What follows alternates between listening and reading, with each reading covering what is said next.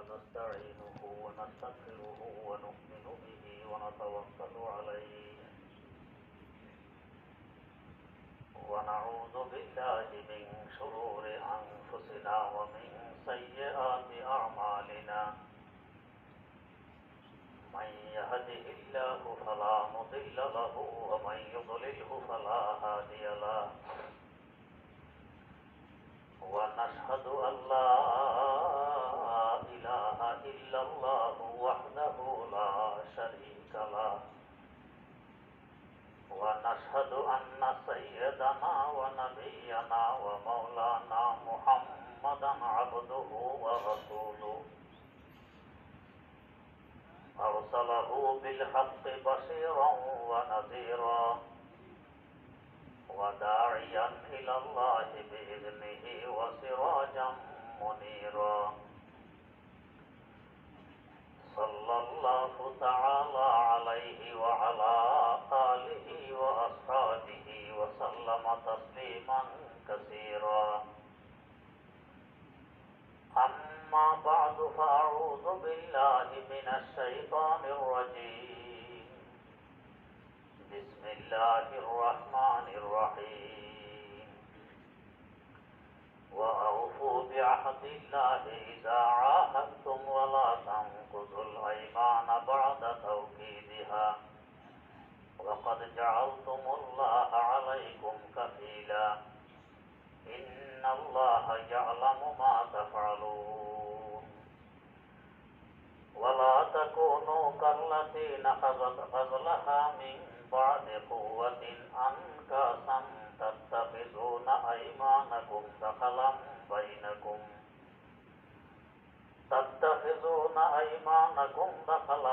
بينكم أن تكون أمة هي أربى من أمة إنما يبلوكم الله به وليبينن لكم يوم القيامة ما كنتم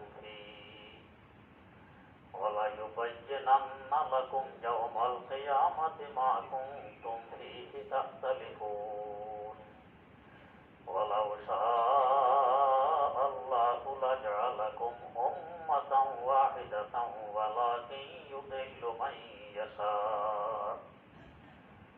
ولكن يضل من يشاء ويهدي من يشاء ولتسألن عما كنتم تعملون صدق الله مولانا العظيم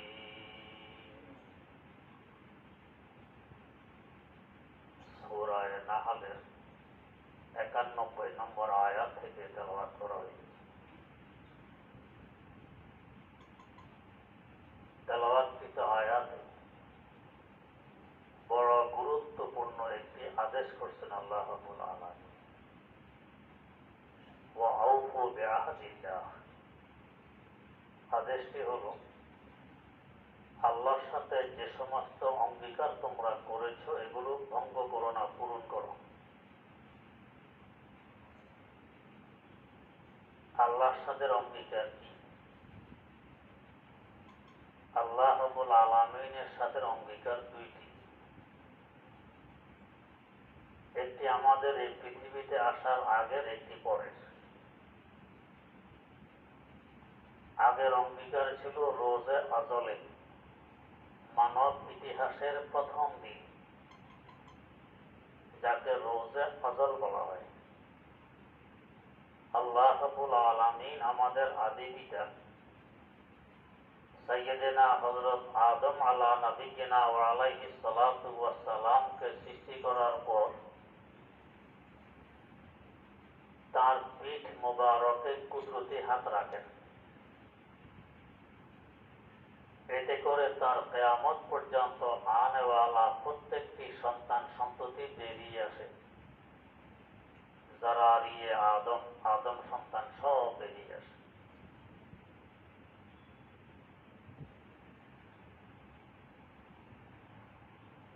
আমাদের পৃথিবীতে আসার অনেক আগের ঘটনা, কতদিন আগের আমাদেরকে জানানো হয়।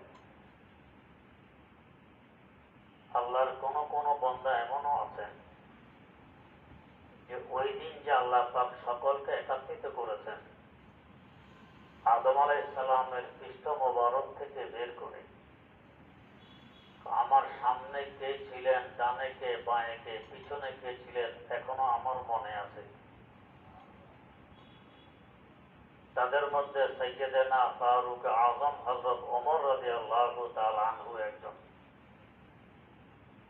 তিনি বলেন, রোজে আজলে মানব ইতিহাসের প্রথম দিনে আমার সামনে কে, ডানে কে, বাঁয়ে কে, আমার এখনো মনে আছে।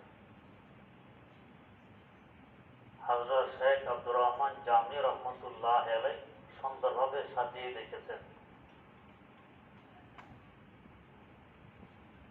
গরোহে আম্বিয়া কায়েম দিগার যা, গরোহে আউলিয়া কায়েম দিগার যা,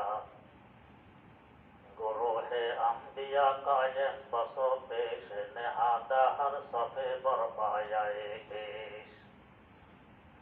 আল্লাহ রাব্বুল আলামিনের প্রত্যেকটি কাজ সুশৃঙ্খল, বিশৃঙ্খলামূলক কোনো কাজ তার হয় না, কোনো কাজ তিনি করেন না।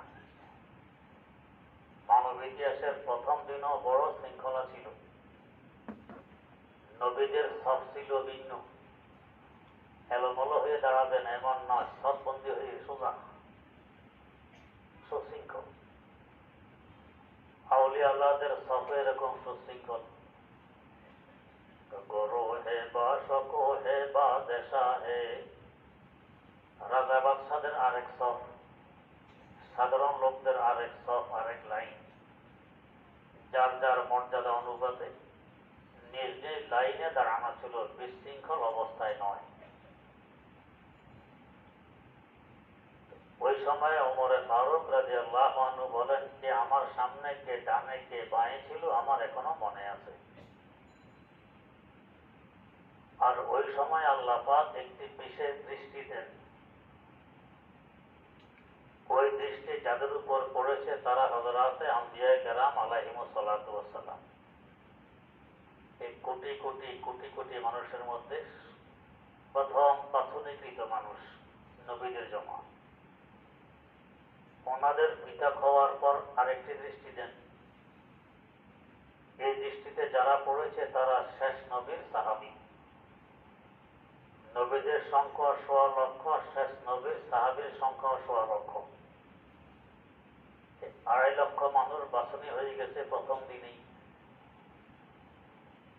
অতএব যেহেতু আল্লাহ পাকের কুদরতির দৃষ্টিতে বাছনিকৃত ২.৫ লক্ষ মানুষ, এদের ব্যাপারে সমালোচনা করা, কটাক্ষ করা, এটা ঈমান বিধ্বংসী কাজ। যারা এগুলো করবে তাদের ঈমান থাকবে না।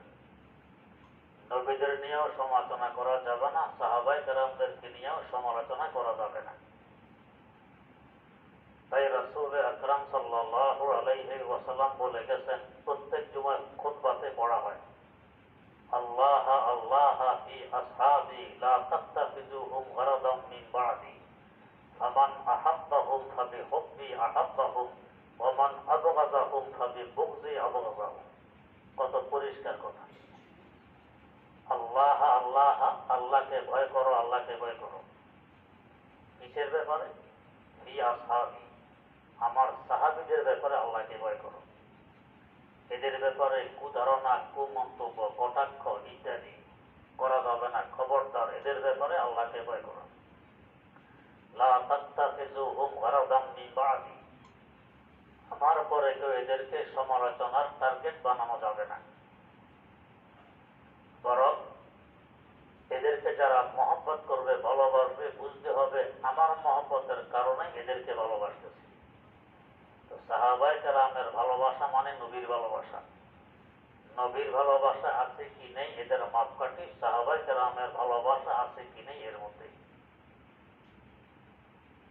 ওমান আবগাযাহুম ফাবিবুগযি আবগাযাহুম, আমার সাহাবীদের সাথে যারা দুশমনী রাখে বুঝতে হবে তারা আমার সাথে দুশমনী রাখে, এই জন্য আমার সাহাবীদের সাথে দুশমনী রাখে, শত্রুতা পোষণ করে। কত মারাত্মক ব্যাপার।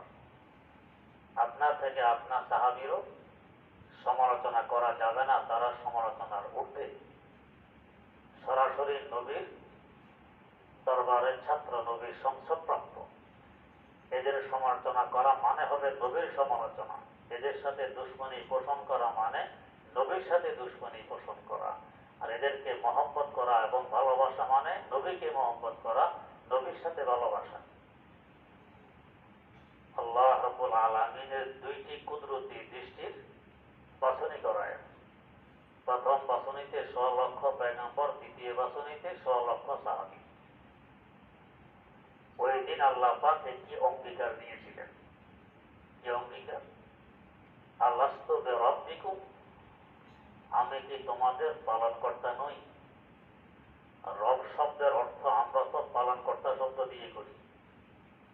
বাংলায় আর কোনো শব্দ নেই রবের অনুবাদ করার জন্য। না হয় এই পালনকর্তা শব্দ দিয়ে রবের আসল অনুবাদ হয় না। কারণ রব বলা হয় ওই মহান সত্তাকে, যিনি যাকে যে সময়ে, যেই পরিমাণে, যেইভাবে লালন পালন করলে তার জন্য হিতকর হয়, এইভাবে ওই সময়ে, ওই পরিমাণে, ওইভাবে লালন পালন করতে পারে, তাকে বলে রব। আমরা গরু ছাগল লালন পালন করি, হাঁস মুরগি পালি, আমরা তো এগুলোর পালন করতাম। আমাদেরকে তো রব বলা জায়েজ নেই, গুনাহ হবে। কেন জায়েজ নেই? এদের কোন সময় কি খাবার দিলে এদের জন্য উপকারী হবে আমরা বুঝি না। হয়তো এই সময় দরকার শুকনা খড়ের, আমরা দিলাম ভিজা ঘাস। দরকার ভিজা খড়ের, আমরা দিলাম পানি। আমরা বুঝি না, এই জন্য আমরা রব হতে পারবো না। কিন্তু আল্লাহ পাক বোঝেন, তাই তিনি রব। কেউ হয়তো বলবেন, হুজুর এমন ঘটনা তো আমাদের মধ্যে ঘটে যেগুলো আমাদের হিতকর নয়, ক্ষতিকর। আল্লাহ পাকের পক্ষ থেকেই তো এগুলো আসে, তো উনি রব হইলেন কিভাবে? যেমন আমার এখন পেট নষ্ট, আমি মনে করি আমার জন্য ক্ষতিকর। কোনো একটা খাবারের অনিয়মের কারণেই তো পেট নষ্ট হয়েছে, ক্ষতি হয়ে গেছে, তো আল্লাহ তো রব হইতে পারলেন না। আমার হাত কাটা গেছে, পা কাটা গেছে, আমার জন্য ক্ষতিকর, আল্লাহ রব হইলেন কিভাবে? এই পেট নষ্ট হওয়া, হাত কাটা যাওয়া, পা কাটা যাওয়া বা যে কোনো বিপদ আপদ আসা, আমাদের দৃষ্টিতে বিপদ। বাস্তবে পিছনে নিহিত আছে আল্লাহর রহমত। বুঝার মতো যোগ্যতা আমাদের নেই। একটি ঘটনা বললে বুঝে আসবে। হাকিমুল উম্মত মুজাদ্দিদুল মিল্লাত হযরত শাহ আশরাফ আলী থানভী রাহমাতুল্লাহ আলাইহি উল্লেখ করেছেন, এক রাজা দরবারে এসে শুনাইলেন যে আমার আঙ্গুল কাটা গেছে, ব্যথায় আমি অস্থির। রাজার আঙ্গুল কাটার সংবাদ শুনে এক এক মন্ত্রী এক এক রকমের ব্যথা প্রকাশ করতেছে। রাজা মশাই, আপনার আঙ্গুল কাটা যাওয়া মানে আমার যেন কলিজা কাটা গেছে, আরেকজন আমার গলা কাটা গেছে, ইত্যাদি ইত্যাদি। প্রধানমন্ত্রী সংবাদ শুনে বলে আলহামদুলিল্লাহ। যেমনটা হইল, রাজার আঙ্গুল কাটা গেছে, ব্যথায় অস্থির, প্রধানমন্ত্রী বলে আলহামদুলিল্লাহ, মানে ভালো হয়েছে, আল্লাহর শুকর। রাজার চেহারাটা কালো হয়ে গেল। বুঝতে পারলো এ তো আসলে আমার দলের লোক নয়, আমি ধোঁকা খেয়ে গেছি, বিরোধী দলের লোক, আজকে প্রকাশ হয়ে গেছে। সাথে সাথে হুকুম দিলেন, একে জেলখানায় নিয়ে বন্দি করো। বন্দির সংবাদ শোনা মাত্র মন্ত্রী আবার বলে আলহামদুলিল্লাহ। রাজার আঙ্গুল কাটার সংবাদে আলহামদুলিল্লাহ, নিজের জেলের সংবাদ শুনো আলহামদুলিল্লাহ। মন্ত্রীকে জেলখানায় বন্দি করা হইল। আগামীকাল রাজা গেছে শিকারে। শিকারের পিছনে দৌড়তে দৌড়তে অনেক দূর পর্যন্ত পৌঁছে গেছে। ক্লান্ত হয়ে পড়েছে, গাছের ছায়ায় শুয়ে পড়েছে। এখনো ঘুম আসেনি, দেখা যায় একটি বাঘ এসে গেছে। সর্বনাশ! রাজা তো এখন একবারে স্টিল বডি, মুদ্রার মতো পড়ে আছে, আর তো রক্ষা নেই। মানুষের রক্ত হলো বাঘের প্রিয়তম খাবার, মানুষের গোশত বাঘের প্রিয়তম খাবার। বাঘ তো কি খুশি, পাইছি শিকার। আর বাঘ এসে গেছে রাজার কাছে। এসে দেখে যে আঙ্গুলের মধ্যে ব্যান্ডেজ, আঙ্গুলের মধ্যে কাপড় দিয়ে পেঁচানো, আঙ্গুল বাঁধা ব্যান্ডেজ। বাঘ ভাবে আমি তো বনের রাজা, অতএব রাজাকে রাজা মার্কা খাওয়া দাওয়া করতে হয়। এমন খাওয়া দাওয়া তার জন্য সম্মানজনক নয় যে খাবারের মধ্যে দোষ আছে। এখন দেখে যে আঙ্গুল বাঁধা একটা দোষ আছে, দূষিত খাবার সে খাবে না, সে তো বনের রাজা। তার সন্দেহ আসলে দোষ নেই, এমনি কাপড় মেঁচিয়ে রেখেছে।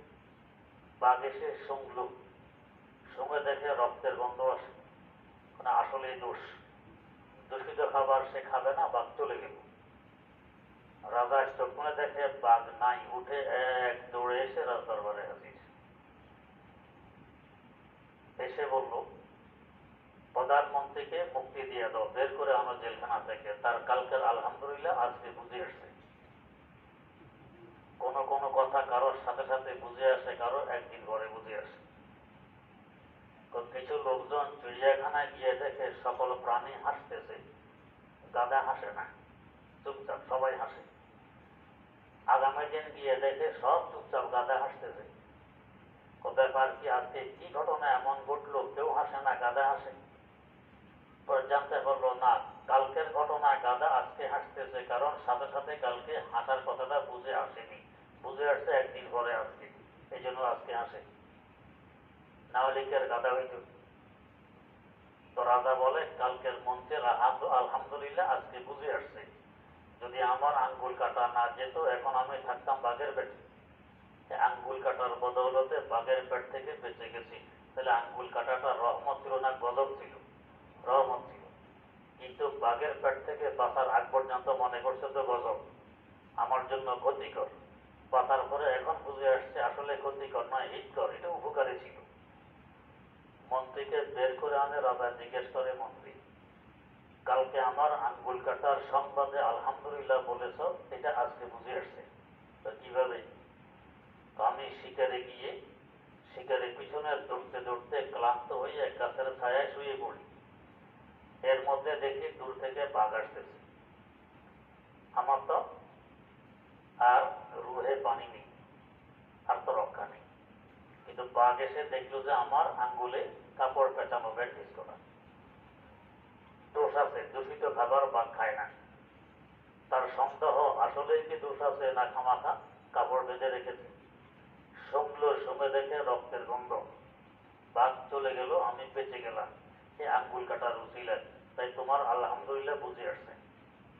তবে জেলখানার সংবাদ শুনে যে তুমি আলহামদুলিল্লাহ করছো, এটা তো বুঝে আসে নাই। তো বুঝে আসে নাই কয় না, যদি আমি জেলখানা না থাকতাম তো আপনার সাথে আমিও শিকারী সঙ্গী দেখতাম। আপনি তো আমাকে নিয়ে শিকারে দেখেন, আমাকে রেখে তো যেতেন না। আমার তো আঙ্গুল কাটা যায় নাই, আপনার সাথে শিকারে গেলে আপনার সাথে আমিও শুয়ে পড়তাম। বাঘ এসে আপনাকে পেয়েছে, দোষ আছে, খাইনি, আমার মধ্যে তো দোষ ছিল না, আমি থাকতাম বাঘের পেটে। এই জেলখানা যাওয়ার বরকতে আমিও বেঁচে গেছি। তাইলে এই আলহামদুলিল্লাহ বুঝে আসছে। অনেক ঘটনার পরে বুঝে আসে আমার জন্য উপকারী না ক্ষতিকর, অনেক সময় পরেও বুঝে আসে না। কিন্তু প্রত্যেকটি কাজ, প্রত্যেকটি ঘটনা আমার জন্য উপকারী, আমি বুঝি না। যেহেতু আল্লাহ আমার মালিক, আমি তার গোলাম। মালিক কোনোদিন চায় না যে আমার গোলামের ক্ষতি হোক, মালিক চায় গোলাম উপকৃত হোক, গোলাম বোঝে না। যাই হোক, তো এই জন্য তিনি রব, আমরা রব হইতে পারি না।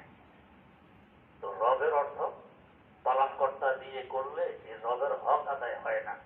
কিন্তু আমাদের ভাষায় অন্য কোনো শব্দ নেই যে শব্দ দিয়ে রবের সঠিক অর্থ করা যায়, তাই বাধ্য হয়ে আমরা পালনকর্তা দিয়ে রব শব্দের অর্থ করি। আল্লাহ রাব্বুল আলামিন বললেন, আমি কি তোমাদের রব নই? আমরা সকলে একবারকে স্বীকার করলাম, হ্যাঁ আপনি আমাদের রব, এই ওয়াদা করলাম সেখানে। এখন দুনিয়াতে আসার পর যদি আল্লাহ রব পুরো আস্থা না থাকে, ওয়াদাটা ভঙ্গ হয়ে গেল। আস্থা তো আছে, এখনো আমরা বিশ্বাস করি তিনি রব। তো তিনি রব যদি বিশ্বাস করি, তো ঘুষ খাই কেন? এই ঘুষ খাওয়া মানিয়ে তোমার ওয়াদাটা ভঙ্গ করে দিলাম, যে সঠিক পন্থায় রোজগার করলে আমার রিজিকের ব্যবস্থা হবে না, তাই অবৈধ পন্থায় করা লাগবে। আল্লাহর উপর আস্থা রইল কই? ওয়াদা ভঙ্গ। যদি আমি অঙ্গীকার বহাল রাখে, বিশ্বাস করে তিনি আমার রব, তো সুদ খাই কেন? উনি তো নিষেধ করছেন সুদ খাইও না। যদি আমি বিশ্বাস করে তিনি আমার রব, তো চুরি করি কেন? যদি বিশ্বাস করে তিনি আমার রব, তো ডাকাতি করি কেন? যদি বিশ্বাস করে তিনি আমার রব, আরেকজনের পকেট মারি কেন? যদি বিশ্বাস করে তিনি আমার রব, তো চাঁদাবাজি করি কেন? বুঝে গেছে বিশ্বাস নাই, ওয়াদাটা ভঙ্গ হয়ে গেছে। আমি 16 আনা মুসলমান হইতে পারলাম। আল্লাহ পাক তাই বলছেন, ওয়াউফু বিআহাদিল্লাহ, আল্লাহর ওয়াদাকে পূরণ করো, এটাকে ভঙ্গ করবে না। যদি পূর্ণ আস্থা আমার আল্লাহর উপর থাকে, সুদ খাওয়া লাগবে না, ঘুষ খাওয়া লাগবে না, চুরি করা লাগবে না, ডাকাতি লাগবে না, পকেট মারা লাগবে না। কিভাবে আমার আল্লাহ রিজিকের ব্যবস্থা করবে, এটা আমি কল্পনা করতে পারবো না। রিজিক কোথা থেকে আসবে, কিভাবে আসবে, আমি কল্পনা করতে পারবো না। আমি একদিন ঢাকা কেরানীগঞ্জ প্রোগ্রামে গেলাম, এক কামরায় বসা, দুয়ার দিয়ে দেখা যায় একটা গাছ। দেখি যে দূর থেকে একটা পাখি উড়ে আসতেছে, এসে গাছে বসলো, বসে গাছের ভিতর থেকে লম্বা একটা পোকার টান দিয়ে বের করে আনলো। পোকা লম্বা হবে অন্তত 3 ইঞ্চি, সাদা মোটা একটা পোকা। বের করে পাখিটা পোকাটা খেয়ে আবার উড়া দিয়ে চলে গেল। তো চিন্তা করেন, গাছের এখানে পোকা আছে, পাখির খাবার, পাখিকে সংবাদ দিছে কে? পাখি তো দূরে, উড়ে এসে এখানে বসলো, টান দিয়ে পোকা বের করে খেয়ে আবার চলে গেল। রিজিকের ব্যবস্থা কিভাবে করেন, এটা আল্লাহ জানেন, আমরা কল্পনা করতে পারবো না।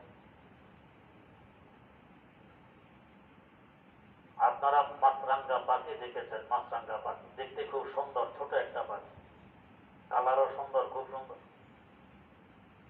এটার খাবার হলো নদীর ছোট মাছ, পুকুরের ছোট মাছ।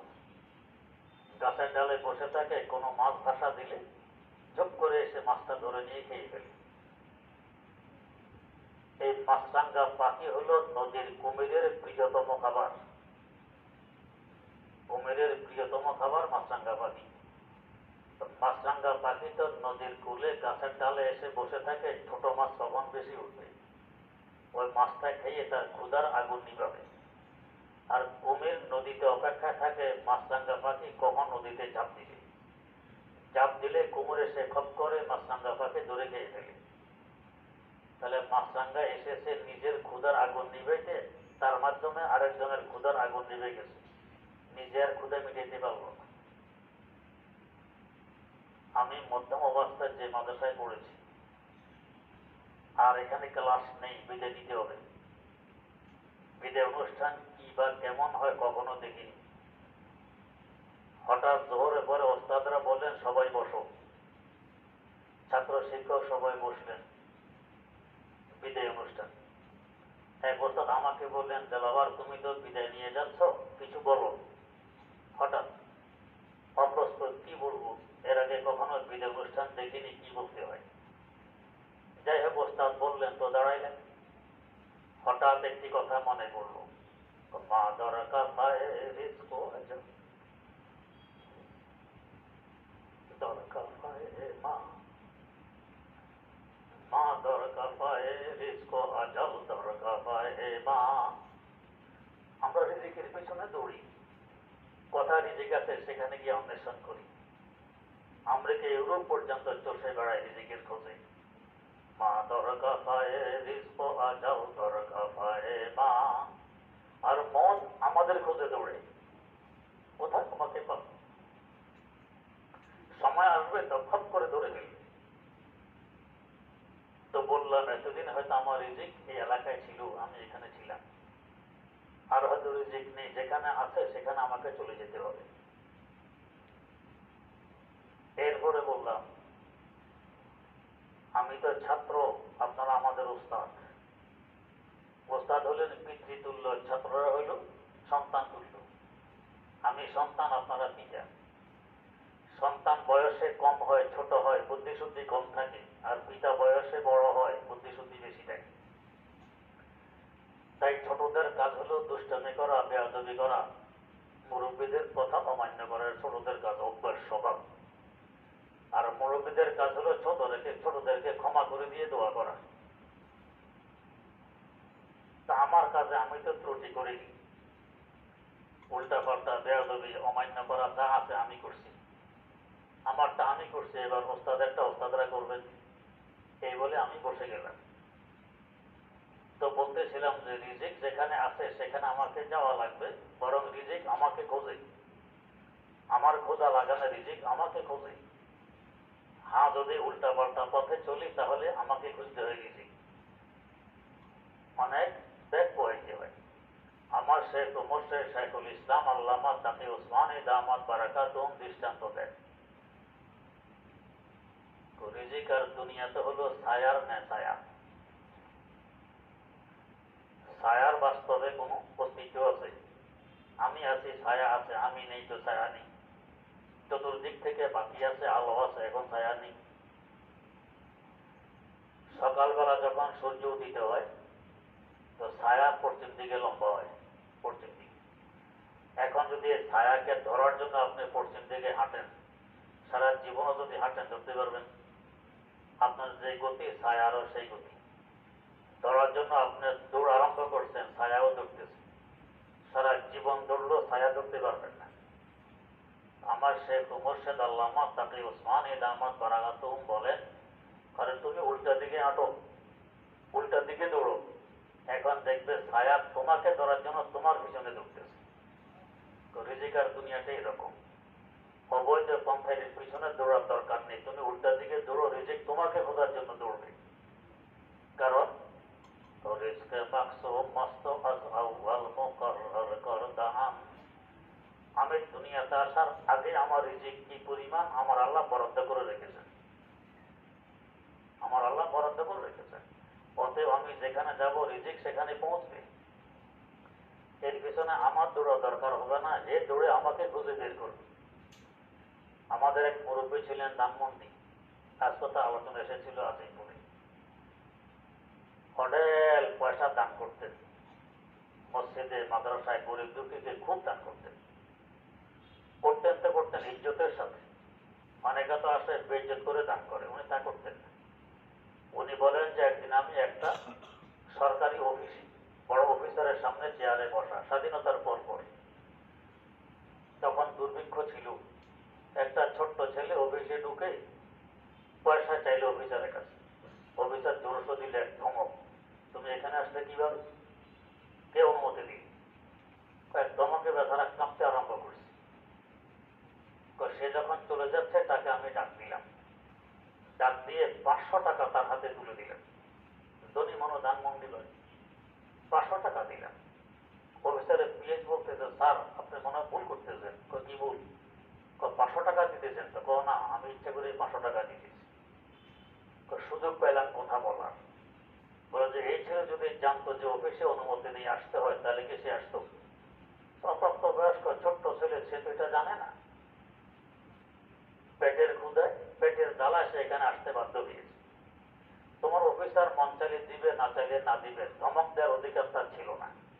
অনধিকার চর্চা কেন করলো? তাকে শিক্ষা দেওয়ার জন্য 500 টাকা তাকে দিয়ে দিলেন। তো উনি এভাবে দান করতেন। একদিন এক যুবক আসছে ওনার সামনে, তো মজা করে বলতেছেন, এই বিয়ে করস না কেন? বিয়ে কেন করো না? আমিও সামনে বসা। যুবক জবাব দেয়, তো যে আয় করি, আয় দিয়ে কোন রকম নিজে চলতে পারি, বউকে খাওয়াবো কি? উনি বললেন, বেকুব, তোর বউ এখন যেখানে আছে তার রিজিক তো ওইখানে যায়, তোর বাড়িতে আন, বিয়ে করে রিজিক এখানে আসবে। কথাটা কত দামি!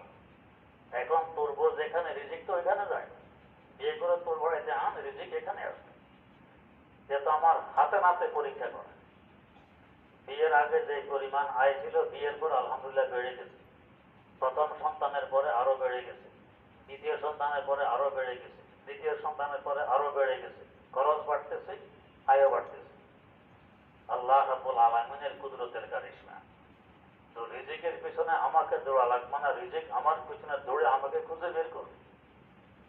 তো যাই হোক, আল্লাহ রাব্বুল আলামিন রব, তিনি সব কিছুর ব্যবস্থা করবেন। আমাকে ঘুষের রাস্তা, সুদের রাস্তা, চাঁদাবাজির রাস্তা, চুরির রাস্তা, ডাকাতির রাস্তা, মিথ্যার রাস্তা, ধোঁকার রাস্তা, মালে ভেজাল করার রাস্তা ইত্যাদি অবলম্বন করার মোটেও প্রয়োজন নেই। তো অনটন কেন? অভাব অনটন নিজের কারণে, অভাব অনটন নিজের কারণে। যেগুলো প্রয়োজন নয় এগুলোকেও প্রয়োজন মনে করে খরচ করি, এই জন্য অভাব হয়। প্রয়োজন অনুপাতে খরচ করলে মোটো অভাব হয় না, কারণ আমার প্রয়োজনটাও আল্লাহর পক্ষ থেকে আসে, প্রয়োজন মেটানোর উপকরণও আল্লাহর পক্ষ থেকে আসে। কিন্তু আমরা করি কি, প্রয়োজন মেটানোর উপকরণ তো আল্লাহর পক্ষ থেকে আনি, আর প্রয়োজনের ব্যালেন্স বানাই নিয়েছি। সেটা কি, ওই হানিমুনে যাওয়া লাগবে কক্সবাজার, পিকনিক করা লাগবে মাসে 2 বার, রঙিন টিভি লাগবে প্রতি কামরায় একটা, অপ্রয়োজনকে প্রয়োজন মনে করি, এরপরে টানাটানি দোষ দেয় আল্লাহর উপরে যে আল্লাহ আমাকে রিজিক দিচ্ছেন কম।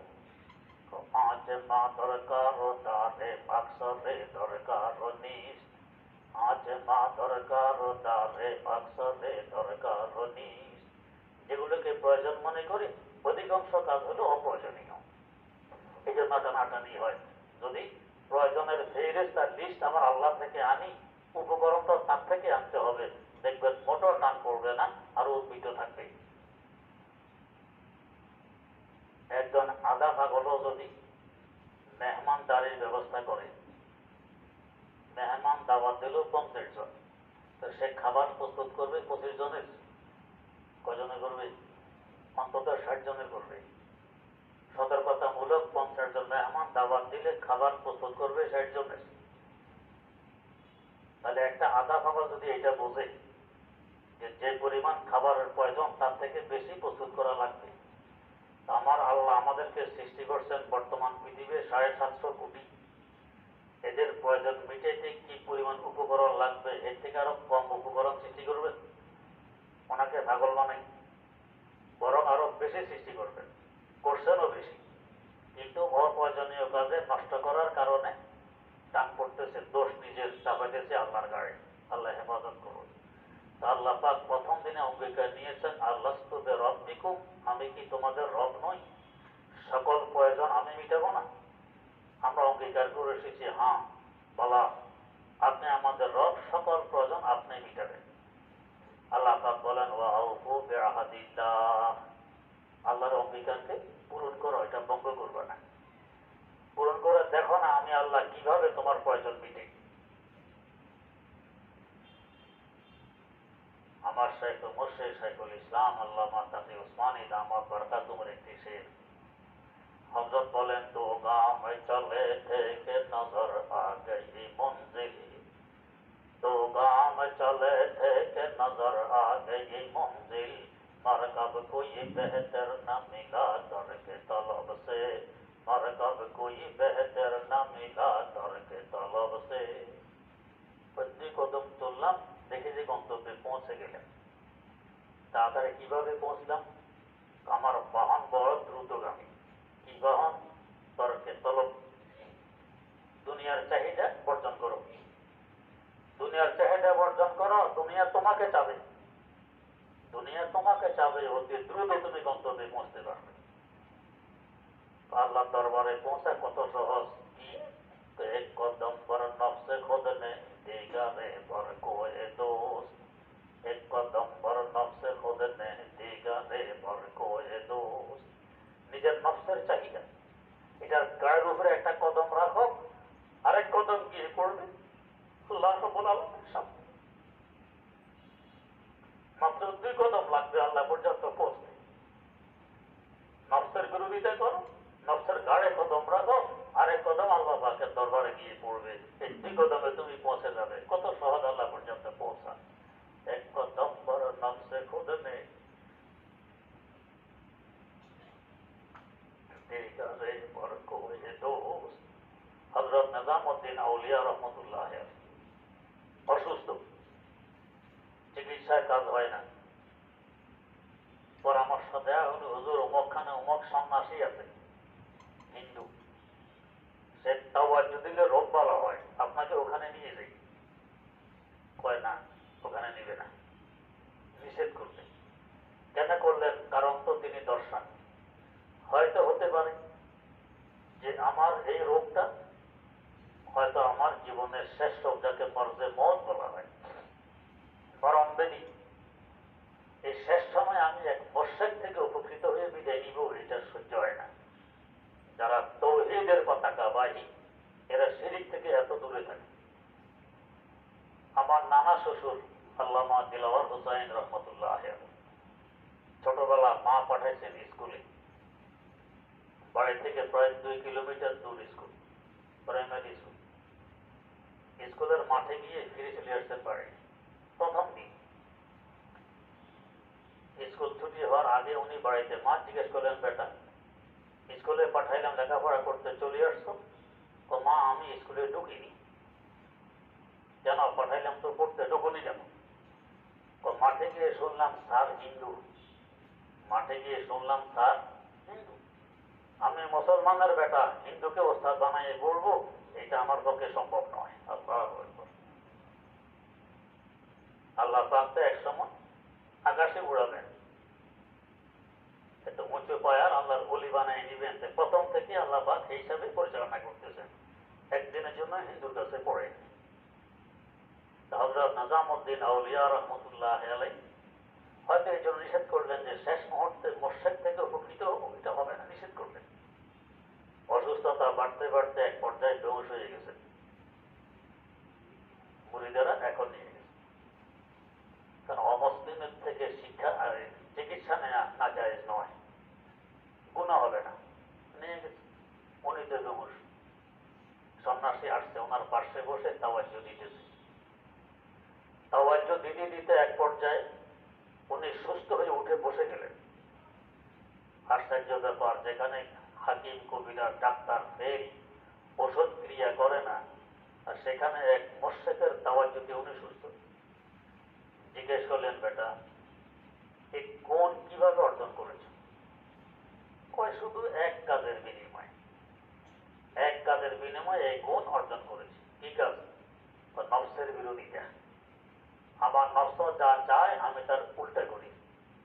নফস যদি বলে এখন খাও তা এখন খাবো না, নফস যদি বলে এখন ঘুমাও তা এখন ঘুমাবো না, সবসময় উল্টা করি নফসের চাহিদার বিরুদ্ধে।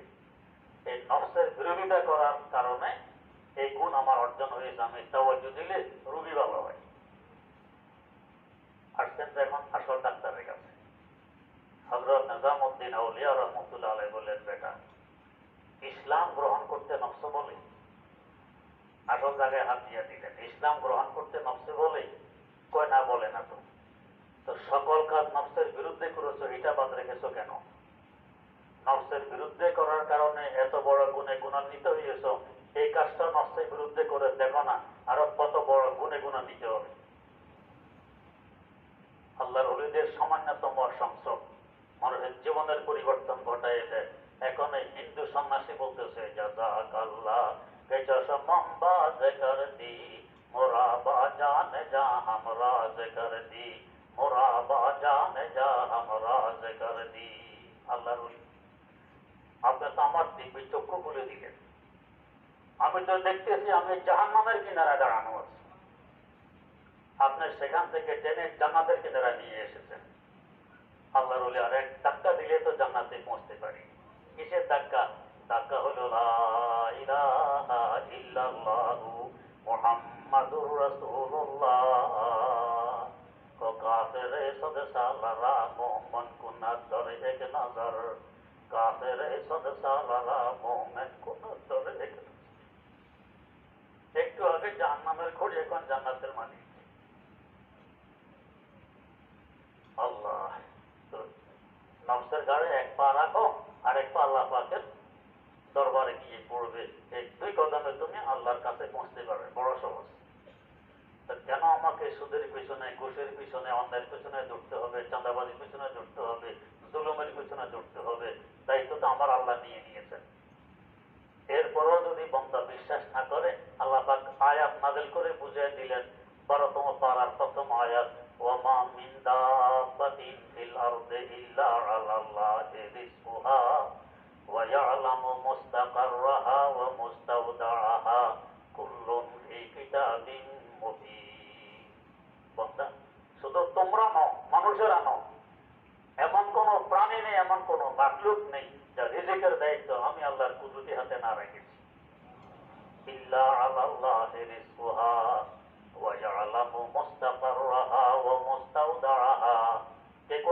থাকবে, তার সমাধি কোথায় রচিত হবে? কুল্লুন ফি কিতাবিন মুবিন, আমার স্পষ্ট কিতাবে সব লিপিবদ্ধ আছে।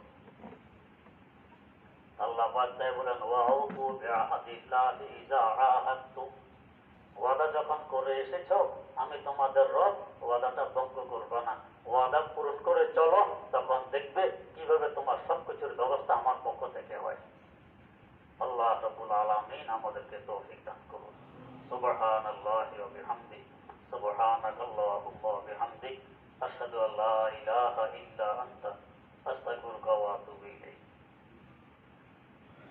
আমাদের এখান থেকে ত্রৈমাসিক যে পত্রিকা বের হয় আর নসিহা 11তম সংখ্যা বের হয়েছে, দক্ষিণ গেটে পাওয়া যাচ্ছে, মূল্য মাত্র 30 টাকা। এবং মা বন্ধুর ওখানে পাঠানো হয়েছে, সংগ্রহ করে পড়ি, অনেক গুরুত্ব